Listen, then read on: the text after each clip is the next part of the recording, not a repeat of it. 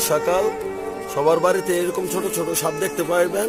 ঠিক আছে, দয়া করে সবাই সাবধানে থাকবেন, কারণ এই সাপটা জিংলাপোড়া সাপ। আমাদের এই গাজীপুরের আঞ্চলিক ভাষায় এটারে বলে সবাই জিংলাপোড়া সাপ, কিন্তু এই সাপের কোনো বিষ নাই, এটা নির্বিষ সাপ, এটা আমরা সবাই জানি।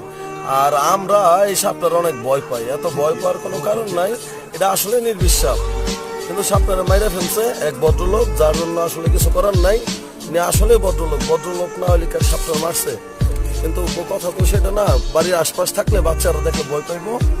তো আপনারা এই সাপটারে দেখলে সরাই দিবেন, তারাই দিবেন, মারার দরকার নাই। এরা ছোট ছোট ব্যাং খেয়ে বেঁচে থাকে। বাড়িতে আশেপাশে ব্যাং থাকলে ওই ব্যাংগুলো সরাই দিবেন, ব্যাং না থাকলে এই ছোট ছোট সাপগুলো আসবো না। বাড়িতে আপনার ওই যে ছোট ছোট গাছের ডালা গুঁড়া রাখে মানুষ খড়ি বানায়, এই খড়ি যখন রাখে ওই তখন এইগুলো আসে, ওই খড়ির মধ্যে এসে শুয়ে থাকে। অতএব ওইগুলা যতটুকু পারা যায় আপনারা চেষ্টা করবেন।